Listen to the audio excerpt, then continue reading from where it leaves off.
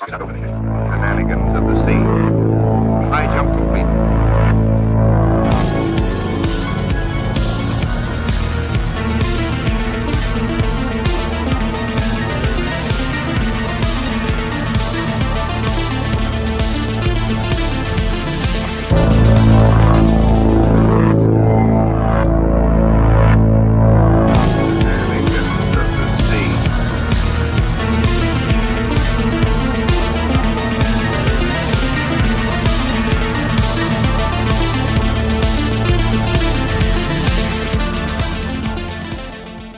Pokes a stick up as a marker for the main hatch.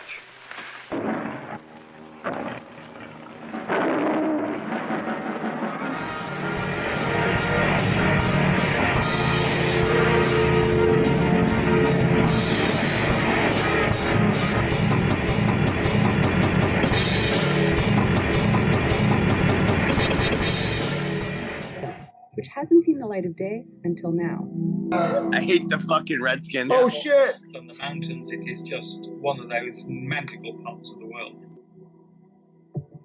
At one point, Antarctica was primed for conquest.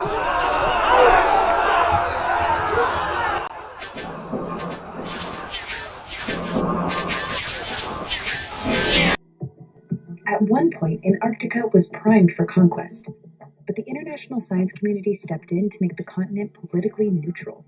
From 1957 to 1958, scientists worked side by side in the Arctic. Some of the scientists were rubbish. Oh, look at that. All they're doing is studying these little sort of tiny mosses. I mean, who can possibly get interested in that? And they joked about, why are they studying these rocks? Or, what are they doing flying around these aeroplanes?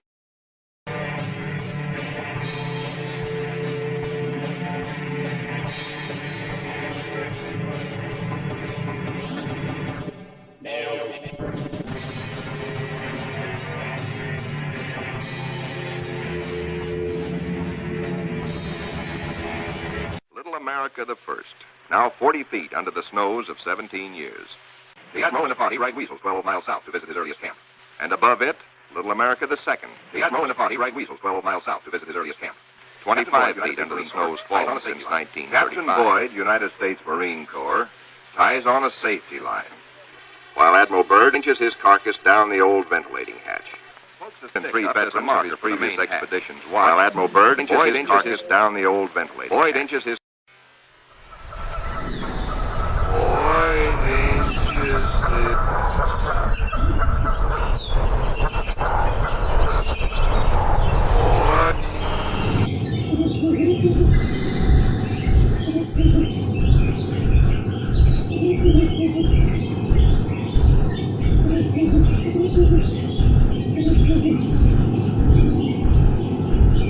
The mess hall. Mess transportation has but one term of the week. The mess hall seems the mess dinner of the week decreed.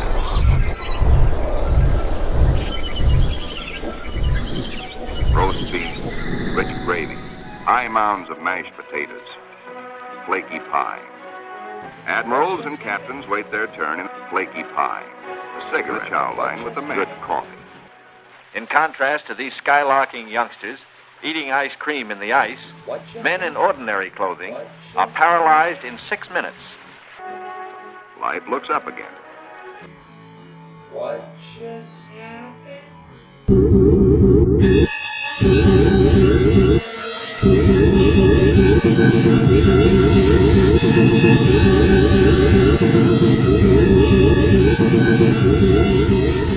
A cigarette.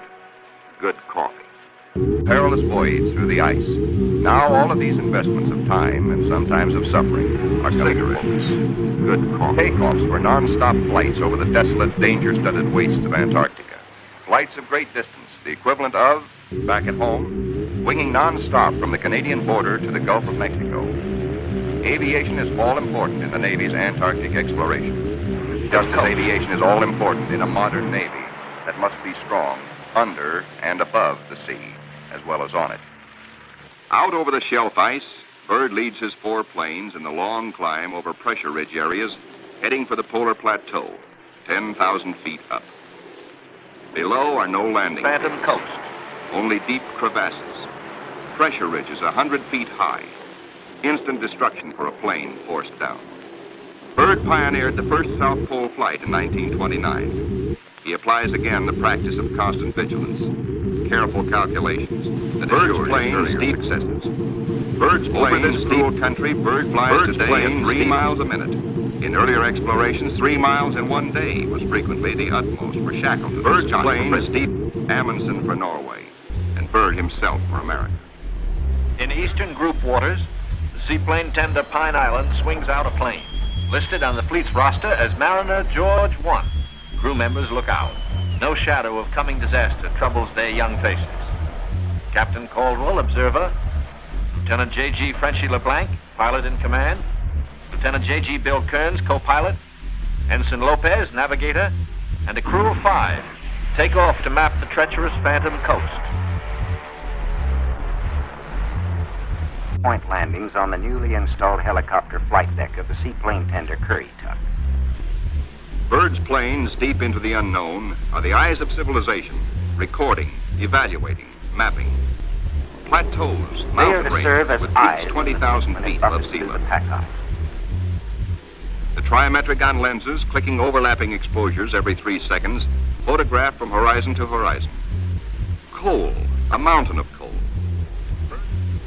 These official motion pictures can give only a cross-section of the miles of photographic records accumulated on this expedition by the Navy. The exposed mapping film will take 5. Our men have achieved accomplishments unparalleled in the history of discovery. Our central group has flown far beyond the South Pole. Mapped 1/3 million square miles, never before seen by man. Our eastern group mapped 3,000 miles of the Phantom coast and charted 40,000 square miles of coastal ocean areas hitherto unknown. Our western group, flying hundreds of air hours, mapped the 4,000-mile sunset coast. Made the amazing discovery of war on land. Yeah. In all, the expedition explored more than 1.5 million square miles. Our scientists, by use of the radar magnetic detector, have pinpointed fabulous treasures and resources of great significance for all mankind. The men who did the job, Navy, Army, Air Corps, Marine Corps, Coast Guard, and scientists, are going tired men. The rear guard of Admiral Byrd's intrepid 4,000, veterans of the Antarctic, trained to combat the sub-zero enemy of the polar continent. They're going home to their mothers. I hate the fucking Redskins. Oh shit! Discoveries of immense value for the future use of all mankind.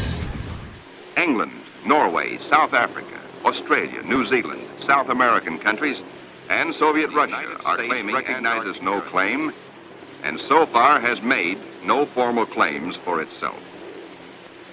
But international policies cannot concern the Admiral now.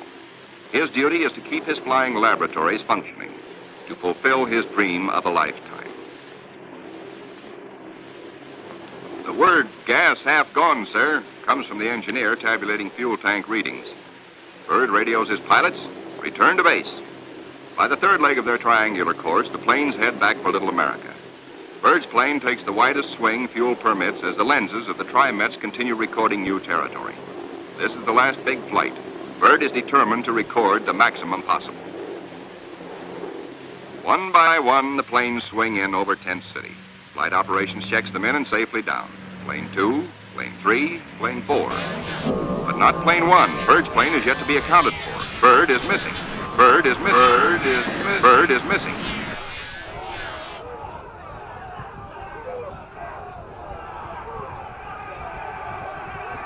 Out over the ice, Byrd is in trouble. His starboard engine is cutting out. Now stops. His one remaining engine is losing power. The altimeter needle starts dropping down. The plane is losing altitude. All 4D1 to base. All 4D1 to base. Position Q5. Engine out. Losing altitude. The base prepares for rescue operations.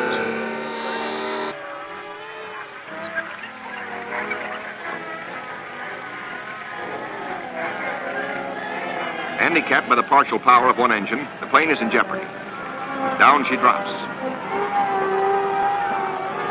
The needle drops from 3,000 feet downward, threatening peaks around her. A further drop might mean a crash. Only one hope: reduce the load, lighten her at once. Maybe that way, maybe if enough weight goes, maybe she will hold. Already the mountains are above. He is deep in the valley, deep in the shadow of disaster. The needle drops downward from 1,700 feet.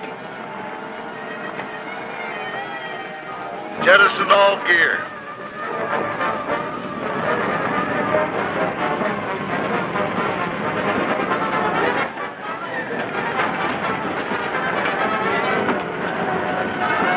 Only the precious films and records are saved.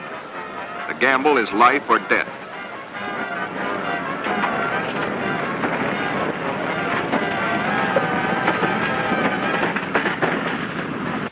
Every resource of the expedition must be mobilized instantly. All planes must take the air. All men stand alert for emergency duty. Over the ice pack, above the open sea, across the barrier. Mariner George 1 is down with men. No radio signals coming through. That means a crash. Search, search, search. Wherever the plane is, it must be found. For maddening, anxious days, fog shrouds the area where the accident most likely took place. Men are frantic. Yet daily, at their own request, at their urging, in fact, the crew of the Pine Island gathers for prayer service. On the 13th day, the weather breaks clear. Captain Dufek sends another PBM into the area heretofore shrouded in fog. At last, in clear visibility, the pilots and men scan water and pack ice along the Phantom coast. Wherever they are, the 9 men of the George 1 have been lost almost 2 weeks. Hope is thin. 5 hours out, Commander Howell, the pilot, spots smoke. A signal fire. Some are alive down there. How badly hurt? How many live? The George 1 smashed. The wreckage scattered. Some of it burned. And a message on the wing. Lopez, Henderson, Williams, dead. No seaplane can land on the ice. Can the survivors reach open water? Howell must drop a message. We'll land Barrier's Edge 10 miles north. We'll drop flags to mark trail. If you can walk it, form circle. If not, form line. Howell knows the gravity of the decision Captain Caldwell must reach. But if the men can walk, a day may be saved. A precious day for the engine. Howell flashes the news. Captain Dufek gets the word and gives it to the Pine Island by loudspeaker. Attention all hands. This is the task group commander speaking. Mariner George 1 has been sighted. Rescue operations are in progress. Howell circles his PBM over the wreckage. He watches for his answer. The huddle of men breaks apart. They've reached a decision. It's a circle. They'll try the 10-mile trek to board the PBM at the water's edge. Howell's crew have the relief gear ready now for the men below. Cargo chutes float the heavy packages down. First aid boxes, rations, skis, blankets. For men hungry, cold, hurt, and losing hope, the chutes are as lovely as shining stars. Symbols of life restored, of return to families who've been waiting and praying. Now to mark the trail. United States Marine Corps. Admiral Byrd and 3 veterans of his previous... While Admiral Byrd and 3 veterans of his previous expeditions watch, it stood 20 feet in the air when it was put up 12 years before. He pokes a stick up as a marker for the main hatch. The Admiral included, have a chance to go look-see. Now all hands, the Admiral included, have a chance to go look-see, marked by the radio towers. Look-see. All manner of other gear. For here in Antarctica, there is no decay, no rust, all manner of other gear. Not even germs. Here in Antarctica, there is no decay, no rust, all good after 17 not even germs. Small wonder Byrd preaches that one day Antarctica may be the world's storehouse. Small wonder Byrd 7 years one day Antarctica may be the world's storehouse. To keep the 7 years surplus for the 7 lean years. Byrd, bringing with him the old corn cob he'd forgotten in 1930, comes up last. He meets heavy going, but he makes it the hard way. Aboard the Mount Olympus, the Navy tries out one of the most important experiments to start the expedition.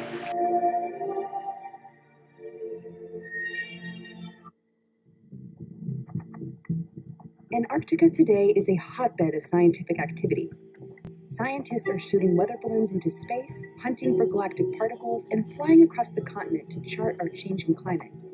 But over 60 years ago, Antarctica was a blanket of unknowns, a territory that was a siren song for adventure junkies and pioneering scientists. Serious scientific research done across the continent. The countries came together. We were actually able to unfreeze the international relations between East and West. Yet these sailors, wearing only underwear beneath their survival suits, their wings evolved into stay in half an hour and come up chipper and warm. Aboard the Mount Olympus, on the sunny afterdeck of the Mount Olympus, the expedition's prize penguin cats, out one of big the emperors, most important are living the life of penguin Riley. the expedition. They grow 4 feet tall, Aboard the weigh Mount up to Olympus, 80 pounds, the Navy tries and are out the one only of the most creatures who live important throughout the year experiments to the on expedition. Antarctica. Eons ago, they flew. In time, their wings evolved into swimming fins. Their deep feathers are the warmest known. Their feet, thick leather-like pads. On these, they lay their single egg and tuck it up within the body feathers for warmth. In time, their wings evolved into swimming fins. Eons ago, they flew. In time, their wings evolved into swimming fins.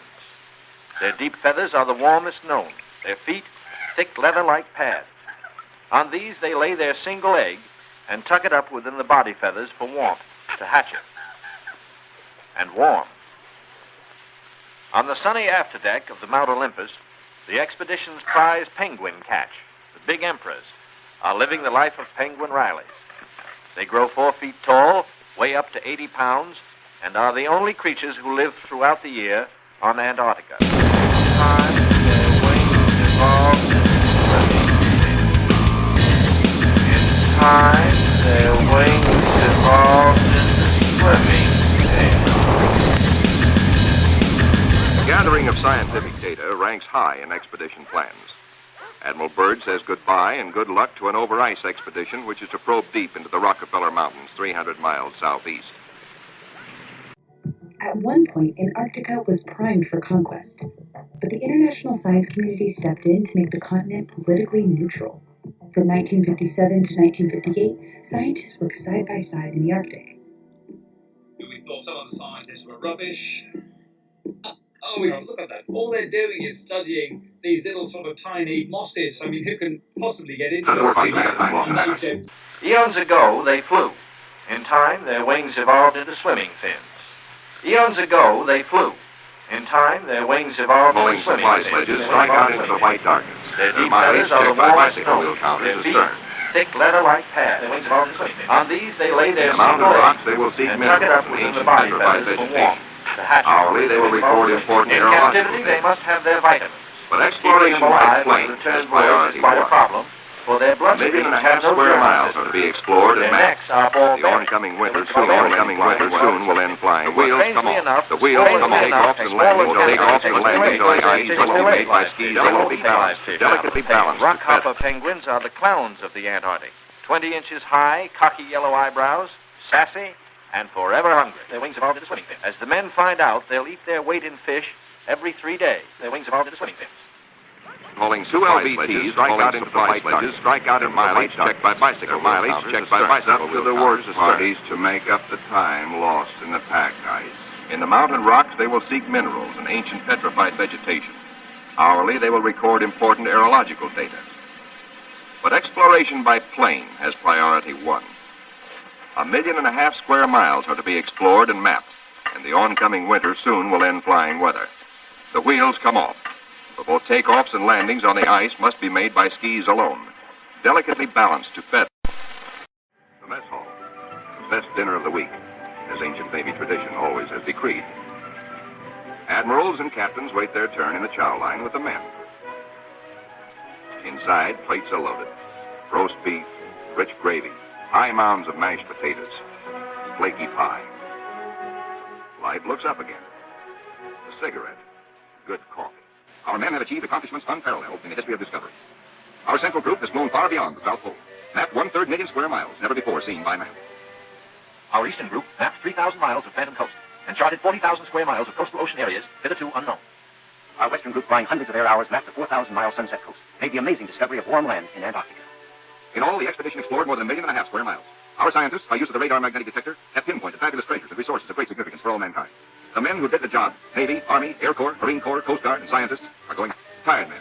The rear guard of Admiral Byrd's intrepid 4,000, veterans of the Antarctic, trained to combat the sub-zero enemy of the polar continent. They're going home, To their mothers, they're going home. To their mothers, sweet, they're going home. To their mothers, sweet mothers, sweet mothers.